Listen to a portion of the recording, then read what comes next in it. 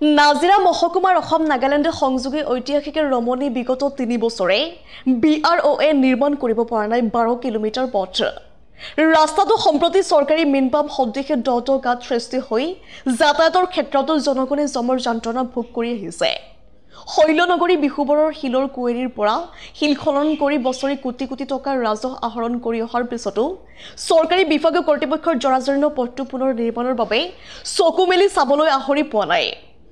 ভুক্তভোগী জনগণে পথটো নিৰ্মাণৰ দাবীত সঘনাই প্ৰতিবাদী কাৰ্যসূচী গ্ৰহণ কৰি আহিছে যদিও চৰকাৰী কৰ্তৃপক্ষৰ চকু মেল খুৱাব পৰা নাই।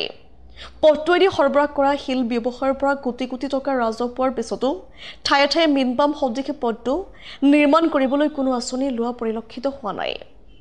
নাজিৰাৰ পৰা মনোজ দত্তৰ ৰিপৰ্ট ইছা 24x7।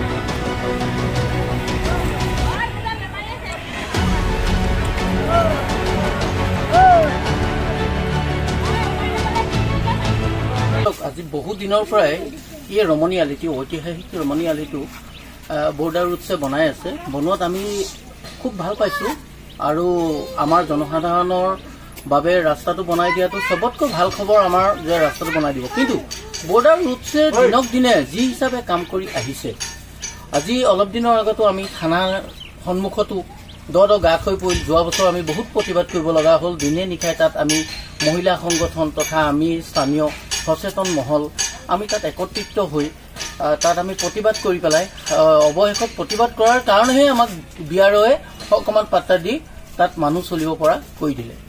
আৰু এতিয়া আমি যথেষ্ট কেইবাবাৰো ইয়াৰ আগতে কেইবাবাৰো এনেদৰে এই কাৰ্যসূচীটো আমি হাতত ল'বলগীয়া হৈছে। মানে পথ বন্ধৰ দৰে কাৰ্যসূচী হাতত লোৱাটো মোটেই গ্ৰহণযোগ্য বুলি আমি নাভাবো। কেলে আমাৰো অসুবিধা হয়। কোন দুৰ্বলতা বুলি ভাবে? এইটোতো আমি প্ৰধানকে আমি প্ৰশাসনক ক'ম। প্ৰশাসনেও যদি ইয়াত ভালকে ষ্ট্ৰিক্ট থাকিলে প্ৰশাসনে যদি ইয়াত এটা ভাল এটা ষ্টেপ ল'লেহেঁতেন, জনসাধাৰণৰ কাৰণে চিন্তা কৰিলেহেঁতেন, কণ শিশুৰ কাৰণে চিন্তা কৰিলেহেঁতেন, ছাত্ৰ ছাত্ৰীৰ কাৰণে যদি চিন্তা কৰিলেহেঁতেন, তেতিয়াহ'লে আজি এইটো অৱস্থা গ্ৰীপে কৰিব নোৱাৰে।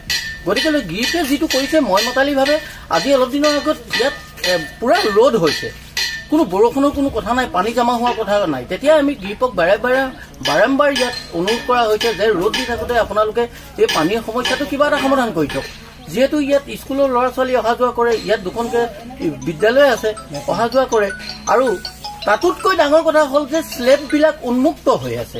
উন্মুক্ত স্লেবত কণ শিশু এটা দুটাই নহয়, বিহুবৰ অঞ্চলত কিজানি বিচাৰিলে 10-15টা শিশু পৰি আঘাতপ্ৰাপ্ত হৈছে। গতিকে ইয়াৰ বাবেও তেওঁলোকে কোনো ষ্টেপ লোৱা নাই, গতিকে গাফিলতি হিচাপে কাম কৰি গৈছে। যাৰ বাবে আমি অৱশেষত আমি স্থানীয় সচেতন তথা ৰাইজে আমি এইটোৱেই সিদ্ধান্ত লৈছোঁ যে অনিৰ্দিষ্ট কাললৈকে এই ৰাস্তা চোৱা যেতিয়ালৈকে এটা গ্ৰহণযোগ্য পদক্ষেপ নহয় তেতিয়ালৈকে ৰাস্তাটো বন্ধ হৈ যাব।